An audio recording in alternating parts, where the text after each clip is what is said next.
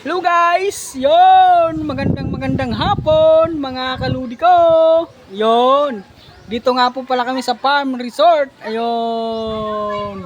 Sulong-sulong namin yung farm resort, Yan po yung mga cottage. Yon. Yung po yung Mount Isarog. Yung natatakpan po siya ng pag. Malakas po yung pag. Oh. Ang kapal ng pag. Hindi nyo po makikita yung Mount Isarog eh.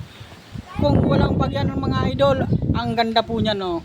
Wow, yan po yung mga cottage ng farm resort. At ayan po yung hotel. Yan po yung swimming pool. At yun po yung isang swimming pool, mga kaluds. Yan, ang sarap. Woo! Habang po yung naulan, masarap maligo. Hindi po siya malamig.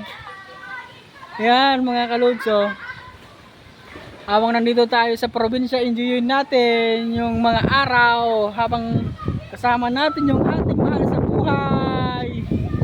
Yun! Ang hangin yun. Yan po yung Mount Isarog mga kalods, Mount Isarog. Yan po. Yan po mga kalods ko.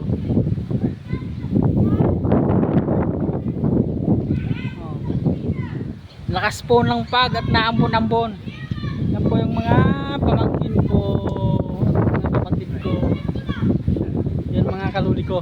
Shout out sa 8,000 followers ko dyan. Pa-heart naman at pa-share ng aking video. Paki-comment naman. Thank you for watching. Yon. Kita-kits tayo sa sunod na araw.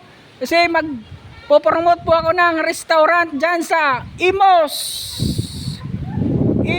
Cavite. Yun, pupromote po tayo ng restaurant dyan ng tropa. Kasi in-invite po tayo eh. Kahit hindi pa tayo malaking vlogger, pero meron at sa atin nag-invite. Yun ang saya ko. Sobra. Mga kaludi ko, wow, ang ganda ng farm resort. Sulong-sulo po namin.